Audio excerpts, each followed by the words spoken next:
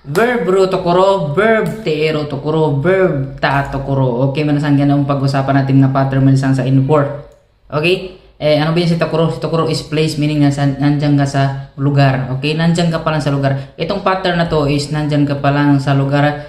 About to do, gagawin mo pa, ginagawa mo pa, doing, or katatapos mo lang ginawa. Okay? Verb iro tokoro, about to do. Verb teero tokoro, doing. Meaning, ginagawa mo isang bagay. Verb tatokoro, have just done. Kakatapos mo lang ginawa yung bagay na yan. Okay, meron sang mga hint, meron sang hint. Okay, mag-alala kasi meron sang hint. Meron, magbibigay ko ng hint para pag lumabas sa exam, meron na kayong isang hint. Okay? Gawa natin na scenario para maintindihan nyo. Unahin natin si verb ro tokoro. Mos, nani yatten no? Hai, kore kara tabiro tokoro desu.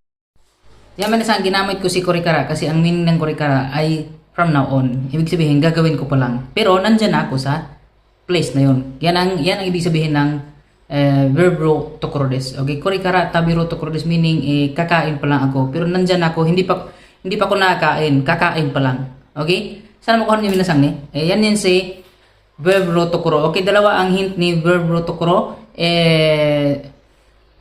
Imakara tsaka si chodo imakara. Kahit saan sa kanila kung lalabas niyan, verb ro tokoro na yung kasunod. Okay? Mos, nani yatten no? Hai, shodo tabitero tokoro desu. Yun din yung si teero tokoro desu. Okay? But si teero tokoro desu is doing na minasang meaning. Meaning, kasalukuyang ginagawa ko ang isang bagay. Okay? Ang hint nun minasang is si chodo. Chodo ang ginamit ko minasang kasi yung chodo, ang meaning niya is exactly.